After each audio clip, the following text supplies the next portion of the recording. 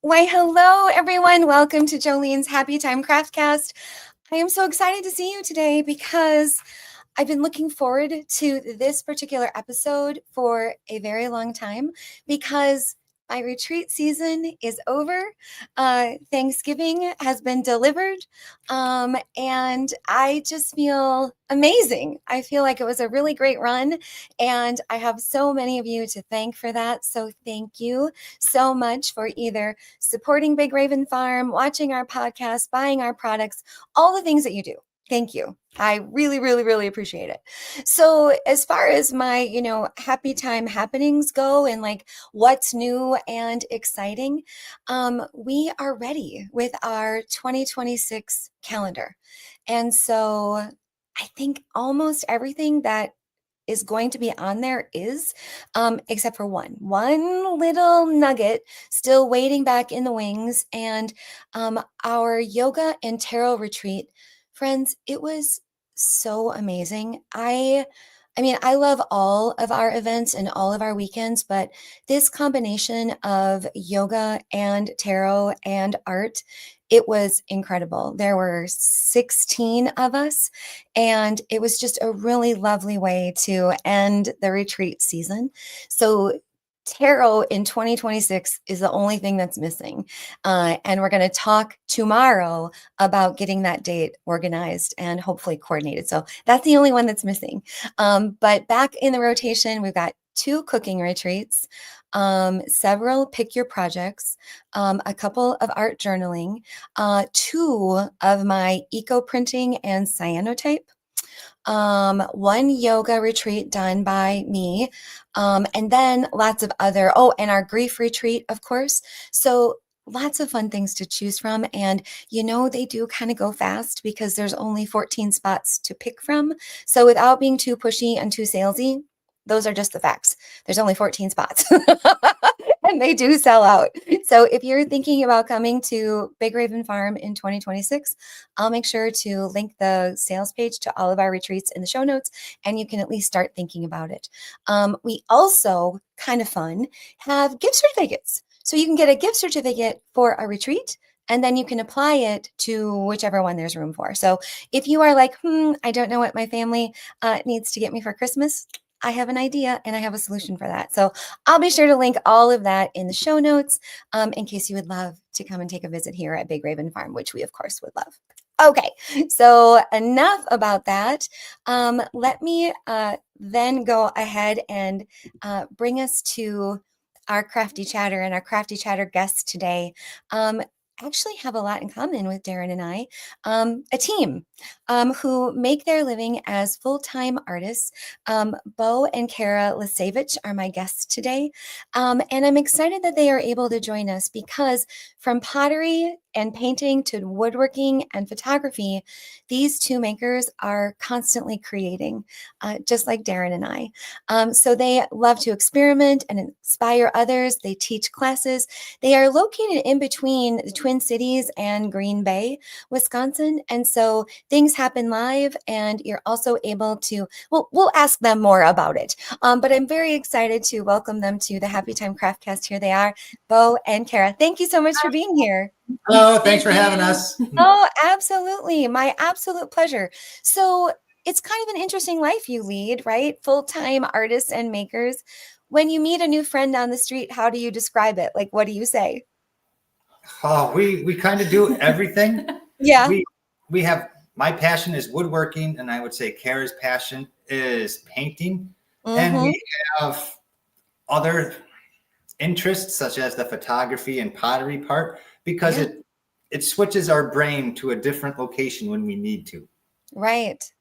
So do you find that you have a favorite of any of those things? I know it's like asking you to pick your favorite pet or your favorite kid. I know. Don't ask us to pick our favorite pet. I would say for me, just being able to paint for me, that would be just the utmost like relief and release you could get. I love doing commissions because it's a good challenge and it's a good way to retrace and retrain my brain to do other things. Of course. But like just painting just for me, there's something about it that just nothing else can deliver that. I would agree for you. Yeah. Yeah. And for me, it's building my weird tables because I get enjoyment when I can build a goofy piece of furniture and somebody comes up and looks at it and asks me, well, what does it do? And I'm like, well, it's a table. I love that. It's doing it. And I have to love explain that. what the table is. And it's like, it doesn't do anything. Like, no, just a table. You put your coffee Right. cup on. Right. Well, and I think we have in common that for both of you, this isn't career one, right? Like you started in other areas and spaces and then you came into this. So do you feel like you've landed at your truth? Is this who you are? I'd say we're getting there. It's always a winding path. Nothing is ever a straight shot, and there is no textbook on this type of life. Right. For sure. So I think we're both very fortunate. We were both public school teachers for 15 plus years. Yeah. I was an art teacher, Beau was a shop teacher. And through doing that, it helped almost train us to kind of be where we're at today. Right. Because right. we still love teaching. That's why we do workshops and whatnot. Yeah. But now we're kind of doing it in our own way and in our own space. Yeah. And people that come here or when we teach them, they're like, this is like almost like a retreat or it's a experience. It's not just take a class and go home. It's like an immersive, I would imagine. Like that's kind of the language I feel like you're not only doing it, but you're in it, right? Like you're totally like surrounded by it. Yes. So in preparation for your visit today, we shared a little bit about you with our community and asked them what they wanted to know. And so let's start here with Dylan. This is a really great question. Dylan, thank you. We'll send you some swag. You both work across so many mediums: pottery, painting, woodworking, photography. How do you decide what to work on each day without feeling overwhelmed? Oh, I'll take the first hit on that. Okay. The last part of that question, we're always overwhelmed, but we thrive in that kind of chaos because for us, due dates help us accomplish a goal. So if we have a commission or if we're working at, let's say, a museum and we're building a piece that has to be installed before the plumbers can get there or something, we don't mind doing that. So to figure out what we do each day depends on realistic due dates. And when we were deadlines. When we were teachers, we told our students due dates are going to be a part of life. Right. So although that doesn't surprise us, we're not always happy with it because we want to be selfish and do our passions, which is that we want to do for us because we enjoy it. Definitely. But for me, at least, I'm time oriented. So it's like, this is due. I have to work on that. Yeah. Right. Well, and I like what you said, Beau, about how, like, I think when we say avoid overwhelm, I hear a different question, actually. I think the question is, how do you avoid shutdown, right? Because I think that sometimes we can feel overwhelmed, but there are those of us who thrive. I thrive in that. I'm more productive and more focused than if things are a little loose and fluid. Like right now, I don't have a retreat coming up like next weekend. And so I'm a little like, ooh, what do I do with my time? Like, this is a new feeling. And so what I hear you say is that, like, sometimes we just got to accept that it gets thrown at us, right? And we have to make sure that we stay away from shutdown, but in thrive, if that's possible. Right. To piggyback off that, if I can, please. I think burnout is a real thing. Yes. And I still have students that I taught in school that still, we call them our art babies. So if they ever listen, hi, art babies, because we love them. And they even have struggled with that just like we have. And we're honest and we tell them it's nothing you can ever really grow out of. You just learn how to handle with being comfortable with the uncomfortable. Right. And when you can get through that, then you can really, like you say, thrive. And that's, again, sometimes when your best work is in the wee hours of the morning where you have a major difference. Yeah, absolutely. Well, what about this one? So, we have this in common. I work with my partner as well. And we are a creative couple. So how do you handle moments when one of you might feel stuck or uninspired? Do you help each other through? Do you take space? Like, how do you get through it all creatively? I would say we help each other out. And if one person's really struggling where it's like, okay, can you just help me with this? It's like, oh yeah, of course. Yeah. whatever one of us is doing, it's like, I can get to that later. What do you need? And it helps us get back on track and stay on track. Yeah, there is no I in team. That's right. Well, definitely not. And don't you think too that like sometimes in our partnership, if we kind of say to ourselves, Darren's area, Jolene's area, Darren's area, Jolene's area, it's all Darren and Jolene's area, right? Like it still all needs to get done. And I think that coming at it, from that collaborative space of, of course I'm going to get involved in there because it's Darren and Joleen, just like it's Beau and Kara. Like it's all a team effort. See, she gets it. Yeah. Yes. Yeah, absolutely. So then do you have any advice? Do people ever say like so we left the full-time career jobs and we started this and we took a leap and like, was it scary at that first time? 100%. Yes, absolutely. Yeah, you were a bit more scared than I was. Of course I was scared. I have no Right. So when we first started out, and we tell a lot of people that may ask us this too, when we left full-time teaching to do our thing, I stayed on teaching one more year as kind of a little bit of a financial security blanket for a while. Yeah. And I tell everybody, Beau has the big, beautiful business brain, and I am Neanderthal when it comes to that. So he stayed home, and along with doing all his woodworking, he would take half a day of woodworking and half a day of just computer, figure out the business end of it, because this was foreign to us. And then in a year, I joined him. So, and after a year, we still didn't figure it out. Right. Of course. After 2, 3, 4 years, we still didn't figure it out. Yep. But if you have that mindset where you tell yourself, this is the way it is, this is our dream. And I always told my students, dreams don't work unless you do. So we knew if we just keep putting in the work, it's going to pay off eventually. And this is our 5th year, and it's our most prosperous year so far. I would say so. Yeah. Right. It's not like retirement money if you want to talk about finances, but we're not sweating as hard as we have been in the past. Yes. Right. Well, and I know I can speak from my own experience that when I left my corporate job to become an entrepreneur, that was a really hard email to write or a meeting to request, to say I'm going out on my own. And I think, for me, it's been 10 years, I think. Nice. Something like that. Wow. And you're doing it. Yeah. You're doing it. Yeah, I'm doing it. And too, I've got strong, I'm a Gen Xer. And so drive is Drive is my guiding principle. And so I don't give up. I don't relent.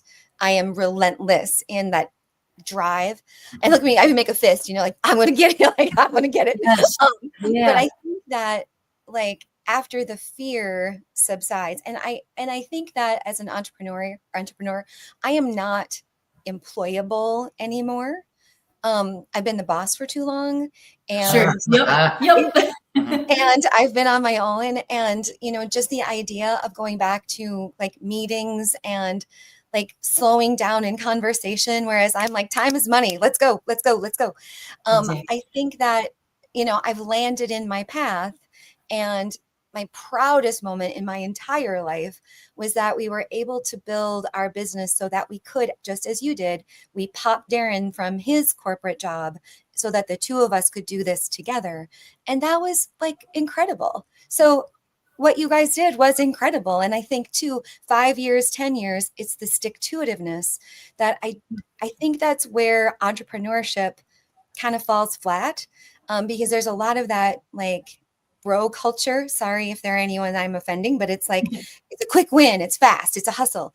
It's not. It's a long game. It's a long game, right? It is a long game. Oh my gosh. And if anyone tells you it's not a long game, they're giving you some misdirected advice. It does not happen overnight. It requires stick-to-itiveness, and it also requires being uncomfortable.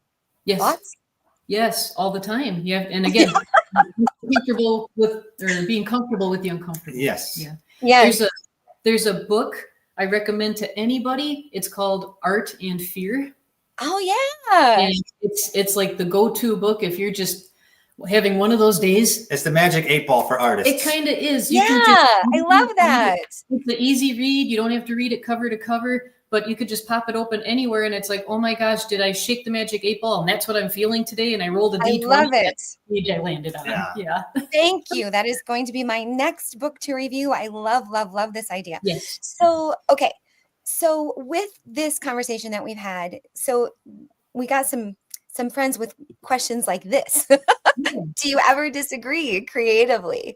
And then how do you navigate those moments while still like keeping your collaboration strong? I think it's a good question for partners in life and partners in business. Like, what do you do? Yeah, we disagree on a lot of things, but it's never an argument. Right. Okay. I might be building something and I always ask Kara for her design brain. Because Sure. I have an engineering brain. I like this, I know straight line. Yeah. I know perpendicular. Right. And then I ask Kara, I have this design. I like it. What do you think?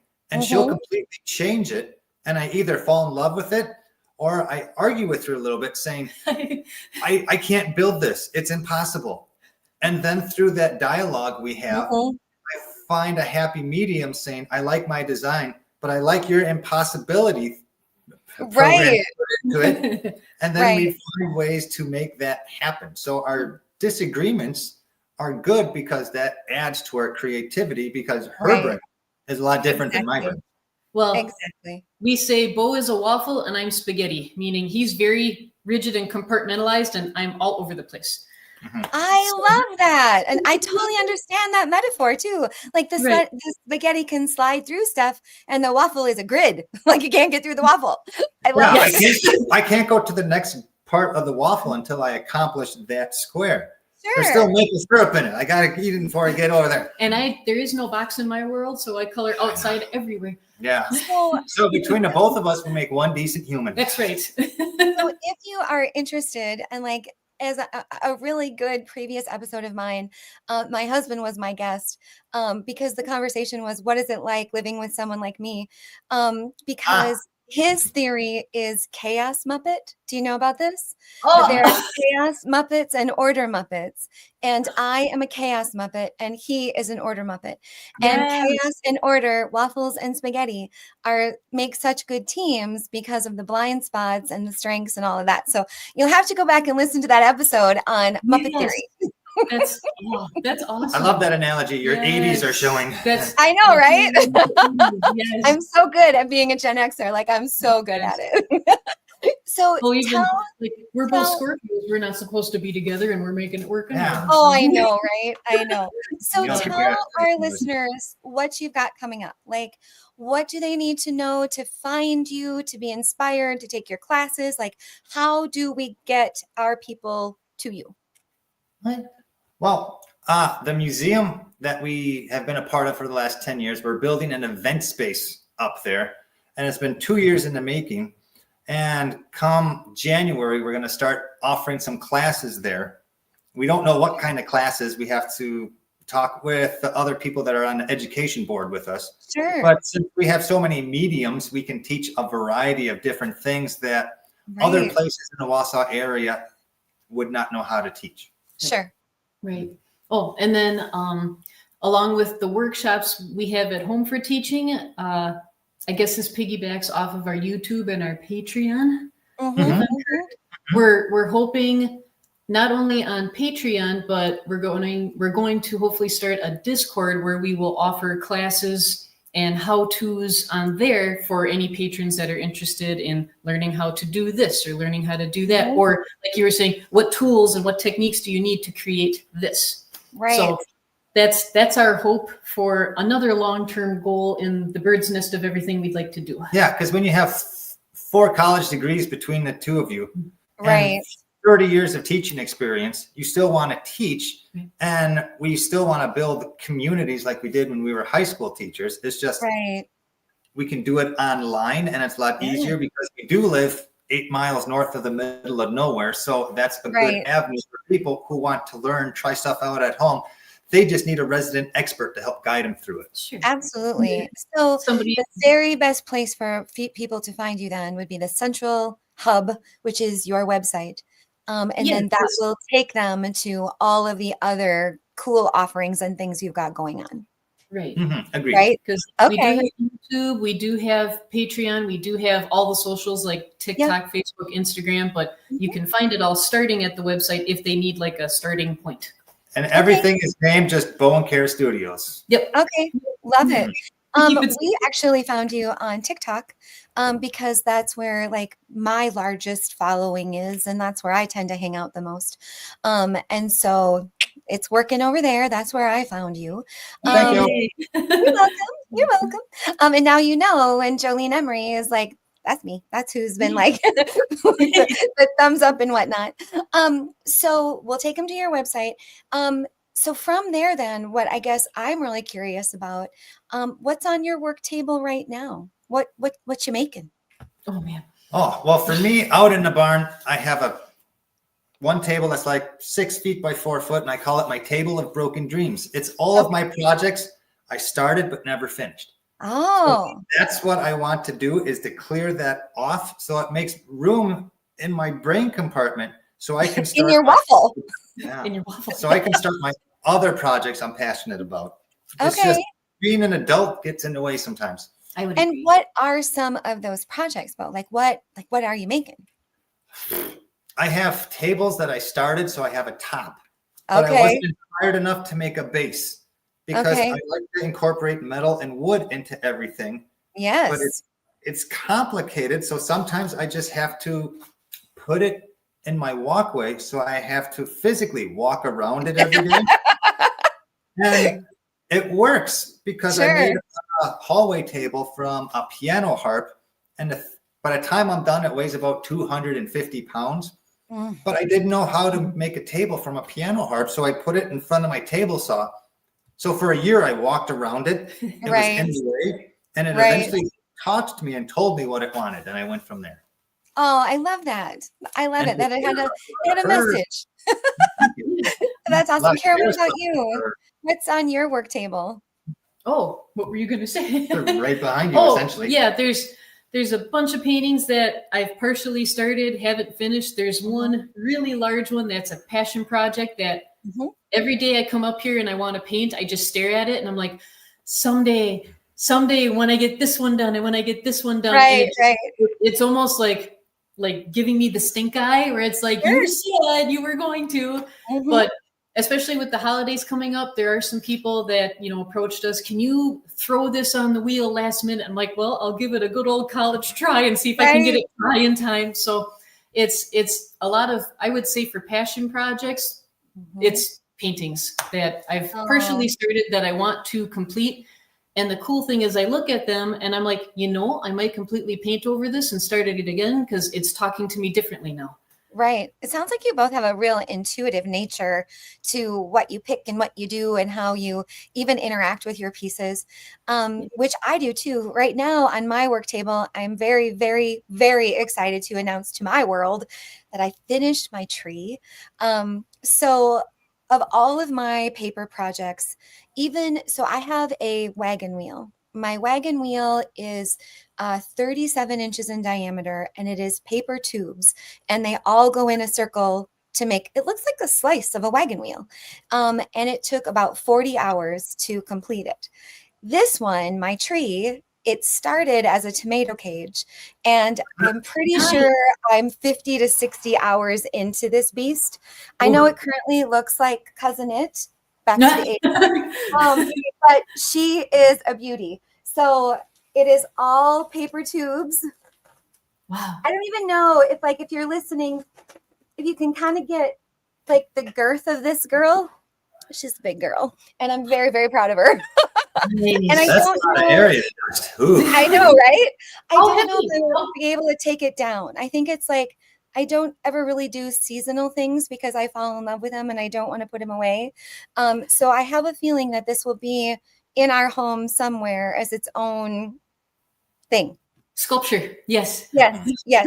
And what's up for me next is, okay, imagine if you will. So I've had this vision of, I do a lot of collage with brooches, and I'm so interested in making something that's 3-dimensional instead of 2-dimensional, but with a cardboard structure or a tagboard structure, the weight of the brooches will just collapse the form. So what I did was I took, for those of you here, I'm going to grab it real quick. I took a traffic cone Nice. and I filled it with that yucky stuff. And so Great. now my traffic cone can support the weight of my brooches. And Nice. this 36-inch is going to be my brooch collage tree. Ooh. Oh, that's gonna look So I'm very excited now that my paper tree is done. Gonna be a pretty boy. I know, right? It's going to be a pretty boy. And I don't think I'll be able to put this one away either. I think it's going to have to like be out all of the time. But I'm excited to like, it was one of the first times where I didn't move on. Like I played that little game, right? Like I can't move on until this guy is done. Otherwise, I'm just going to have 2 half-built bridges.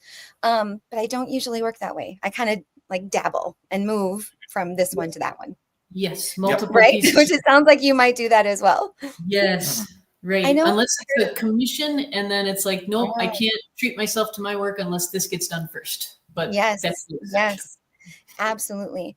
Well, I'm going to just take a little sidestep from our conversation, and I'd like to share with my community here. I always do a book review, and I call it my book nook for makers. And this one is an oldie but a goodie. It is called Handmade Collage. I'm sorry if that's backwards for you. It's Handmade Collage, and it is by Seiko Kato. And what I love about this particular collage book is that not only does it come with ideas for collage, but it also comes with elements that you can cut out and use in your own paper collage. So, for example, I was able to cut out from this book some of these collage images and then use them to make my own. I did it a couple of times here. So I don't recall if the skull was in there or even the octopus, but I know some of the leaves were, and I added my own sentiment. What I like about Seiko's book too is she was one of the first artists who kind of encourages and discusses repositionable adhesive in your collage, so that if you're making something super big and you want to get a corner under, instead of putting it all the way down, collage friends, let's temporarily put it down. And then once your decisions are made, like, look at this thing she's made. Like, that's all paper collage. So in her path to get there, she's just working in little baby sections, and she's putting down a little bit at a time instead of putting the whole thing down. And here's an example of the fodder. So like I can cut out all of those little mushrooms and use them in my work. Or there were pages of leaves or flowers, all kinds of like fun things. And I just love her absurd use of absurd collage and some realism. So that's the octopus that I used. And then leaves, and then she's got like a globe or an egg. Her bird here is the focal point. This is a really good book. I like learned some techniques and really loved the push into some more absurd collage instead of working in realism all the time. And I mean, talk about inspirational. Look at this. This is a paper collage. It's like a 47 by 47, and it's all these little teensy tiny pieces.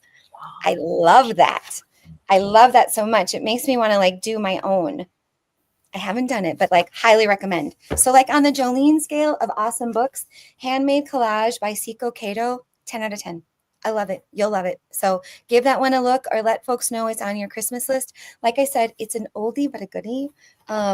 I think this one, let me just find it. I've had it for a while. 2017. So you might even be able to find that one used. In fact, I might try to get another one because the images are so amazing. Okay, so there it is. That's the one that I highly, highly recommend. All right. So before I let you go, I have to make sure that we get to what people have really come to love.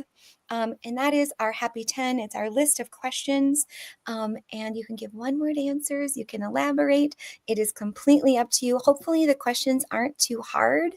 And here is the first one. What's your favorite word? Oh, man. Mine's inappropriate, so we go with hers. Jeez. Favorite word.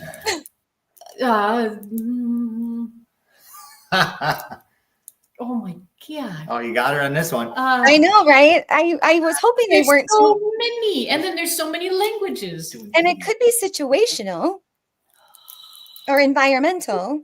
I think like one I've been thinking about lately because I like the smell is petrichor. Seriously, that's awesome. Huh. I love that. It's the smell after it rains. Oh, I love words that associate to smell. I like I love bergamot. And so, right? So I think that that's a good word and smell. yeah, your words are a lot better than mine. Well then, Use okay. your 80s reference like Thundercats or something. no. Right? Oh, that would be so good. Do you then maybe have a least favorite word? If we had to piggyback off your students. Oh, okay. So, as teachers, Yes. a trigger word for students Yes. that they hate is the word moist. Oh, they do. They do. And then it's like, it's not a bad word. It's just when you put it in certain context, it's like, right. You look at you, it's like, you really got to go there. Yeah. We've had people say panties. We've had people say all kinds of things that I didn't really know were like triggering words. Like mine too I've talked about it so many times. I have a 21-year-old, and he calls me bro. And I don't like it. It's like you have to walk like you're just got done lifting in the gym. Exactly. It's like mom, mommy, mom, mother, any of those. But be bro mom. Bro mom. It just like sets my something inside my head just kind of goes, like I don't like it. All right, this one is super, super serious. So you might not know this about me and my community, but we believe, I'll use the royal we, that toast and sandwiches are the best kind of food. So what's the best kind of sandwich? This is like Stephen Colbert. Yes, I love Stephen Colbert. He has this one too. Yes. Oh, the best. Oh man. I like a BLT. Who doesn't? Do you like it with avocado? Everything's better with avocado. Yes. Right. I was just going to say, because we just had it recently, but I put a spin on it. It's technically not a sandwich, but it's avocado toast with strawberries and either honey or maple syrup drizzled on it. Okay, wait. Oh, it's good. Okay, it's good. So It's a great snack. So you make a nice piece of toast, avocado, sliced strawberries, and then whether you have honey or maple syrup, you just drizzle just a little on top and I have all of those things upstairs. I know what I'm doing next. Yes, it's so good. Yeah. So I've been kind of thinking about something like, I don't know if it's going to work on toast, but I'm kind of thinking about dates in some kind of way, like maybe dates and like a soft cheese. I don't know. Ooh. Maybe it has to be a fig. I'm not sure, but I can't stop thinking about it. Like it resides like right there in like the then you land have of to do it. good You have ideas. to I experiment. know, right? It's like Yes. that itch. I just got to like scratch it. I got to scratch it for sure.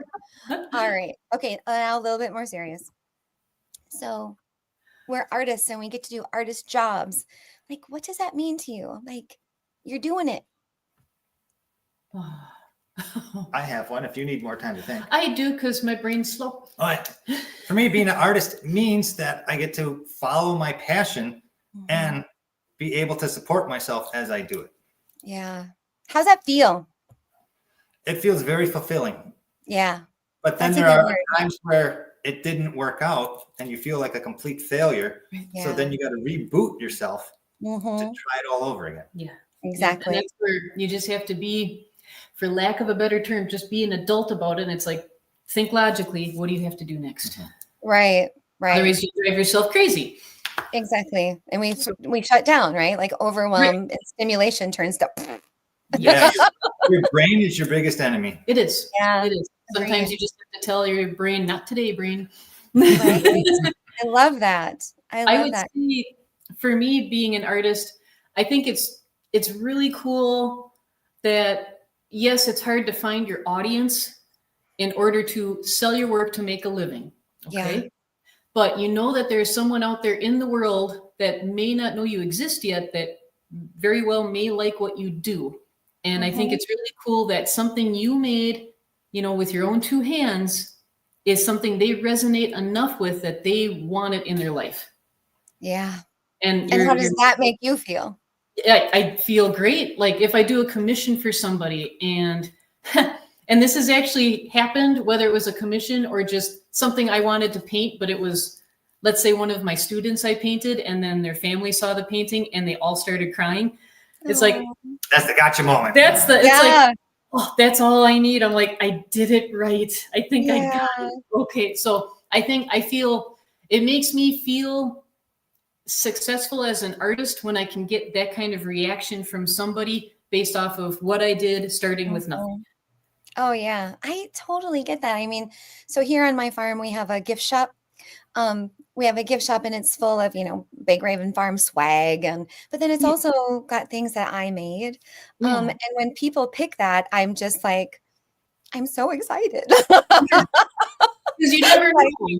Yeah, right. Like that feeling that when it resonates with them enough for them to put money behind it, it's like, wow, I just feel it's like an honor. I feel honored. It's like the physical embodiment of love. Yeah, like it feels amazing. And it's quite touching. Absolutely. So other than the professions that you are in now, and you've been teachers and I've been a corporate girly. So is there anything else that you'd like to attempt? For me, it'd be a college professor. Yeah. Oh, just another step in the educational direction. Right. Yeah, just to get that feel, because public school with people 18 and under has a feel. I'm just wondering what that would feel like if they're all adults. Right. And would that make me change the way I deliver information? And it's just interesting for me to put that mindset on. Would it make me a different person? So for me, it'd be more of a selfish thing.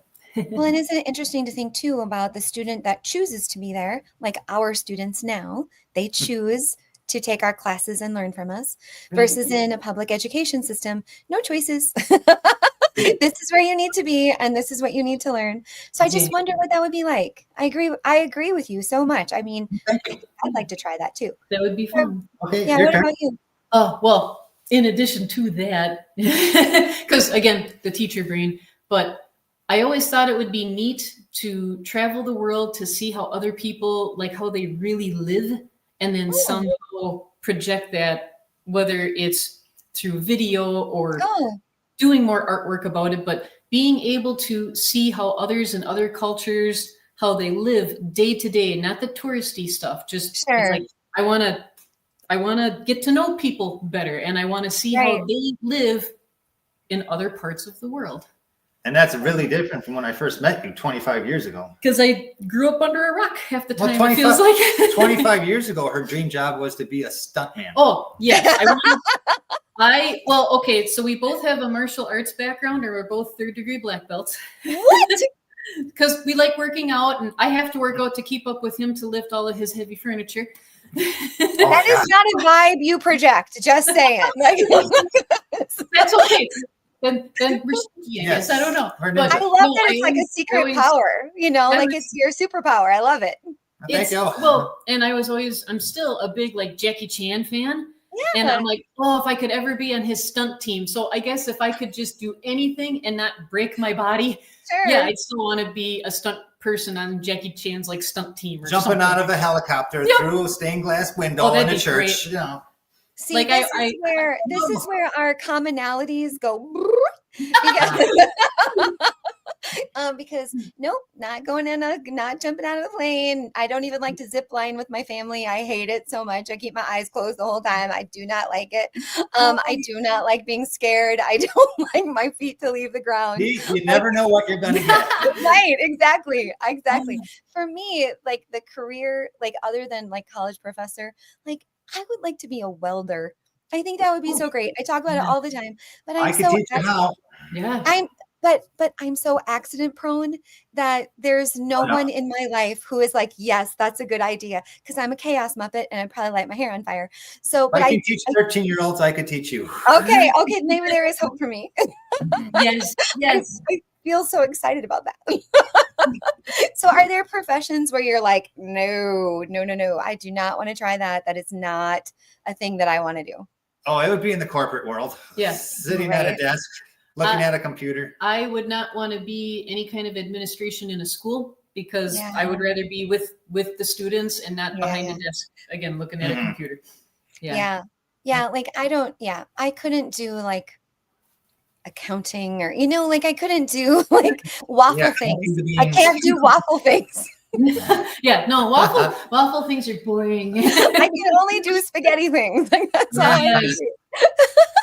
That's why you're up and moving around and not planted behind a desk. That's too much sitting, too much in one spot. Oh, exactly. Movement and happiness are totally connected. And I think artistry too, like my form of artistry is a lot of movement and a lot of like, it's not really still. And so it suits me so well. But since this is the Happy Time Craftcast and we like to talk about happiness, what brings you the most happiness? Oh, for me, it's making other people happy. Yeah. I would say easy. And in addition to that, we're so introverted. We like it when we know we can just stay home and have a cup of coffee with the fireplace roaring and all our kitties just lounging about and just nice and simple. It's like when we were growing up in the 80s and there was a snow day. And you had nothing to do but just lounge in the house and watch cartoons. Oh, I know, right? And didn't you like I knew too, like the order, like it was like The Price is Right, and then like maybe Password, and then something, and then soap operas. Like I had like the whole snow day lineup. 4-hour block of soap operas. Yes. And it was like, what are we supposed to do now? Like I want to watch cartoons. Yes, exactly. I would say piggybacking off of that for happiness, I think, again, maybe it goes back to my favorite word, or at least my favorite word at the time. I'm the most happy when I can paint during a rainstorm or a snowstorm and I can listen to Dave Matthews in the background. Oh, see, I love that. It's like getting all of the senses and then take a break for avocado toast with strawberries. Like it's all of the things. Yes. I think like my answer too, it's like, it's definitely connected to people. I am the happiest when connected to others, either, in my home or with my online community or, like providing value of some kind, being of service to them in a way that might make their life better, and better could even be happy in a moment, right? Or laughing with me here, or being with me while I'm live streaming and we're talking about nothing, but at least being connected. And of course, I love my family and all that. Like, that's awesome. But outside of that, it's been a pretty happy lifestyle, I would say. And I feel very fortunate. Yes, I would agree. Yeah. Awesome. Okay. Well, we are nearly out of time. So let's just make sure we get back and hit the highlights. Folks can find you on your website, and I'll be sure to link that in the show notes. The museum, can you tell us the name of the museum? Sure. Oh, it's the Wausau Museum of Contemporary Art, and then also the Wausau Club. So it's two entities in one building. Okay. And the installation is there now, like what you've built, and classes will be coming shortly. Yes. Okay. And class topics range from pottery and painting to woodworking to photography. And all the little subtopics that go with those 4 genres. Cool. That's awesome. And online, we can still find you on YouTube, Patreon, TikTok, all of the places, and Discord is coming soon. But to stay connected, we should skedoot on over to the website. Certainly. Yes, right. And then YouTube is where it's a menagerie of videos. It's not only solely art related, it's our life. And that includes a lot of our part-time jobs that we do in order to stay financially afloat. Yes. Sure. And we are our total honest selves on our YouTube channel. Yes. So there's lots of beeps, lots of edits. we make it PG, but then there are some for Patreon where maybe we can uncensored.